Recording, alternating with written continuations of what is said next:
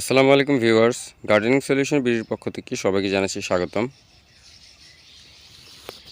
আমি আজকে চিয়াংমাই আমের ভিডিও নিয়ে আসছি। এটাকে রেড আইভরিও বলা হয়। অনেকে প্রতারণা করে যে চিয়াংমাই একটা, রেড আইভরি একটা।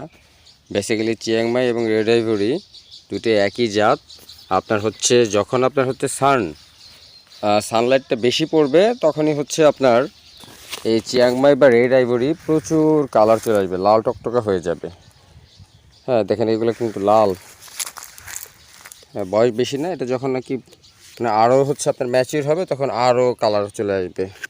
অলরেডি আমগুলো বেশ বেশ কালার চলে আসছে, বেশ লাল টকটকে হয়ে গেছে এবং সাইজগুলো মাশাআল্লাহ কিন্তু ভালোই হয়েছে। এই যে ভালোই সাইজ দেখা যাচ্ছে।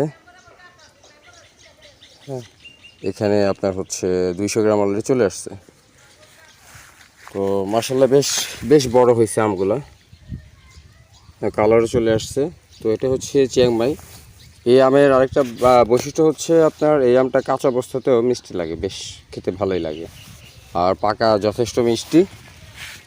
One of the world's best variety বলবো এটা চিয়াংমাই। তো যারা আপনার রঙিন সুস্বাদু মিষ্টি আম লাগাতে চান তারা চিয়াংমাই লাগাতে পারেন। কারণ প্রচুর ধরে, চিয়াংমাই আম প্রচুর ধরে। এটা ছোট একটা গাছ, এখানে প্রচুর আম ছিল, প্রচুর আম আসছিল। হ্যাঁ, হয়তো তেমন যত্ন নেওয়া হয়নি, এই জন্য এখানে তারপরে কয়টা, একটা দুইটা বেশ বড়, 4টা 6টা আম দেখা যাচ্ছে এখানে।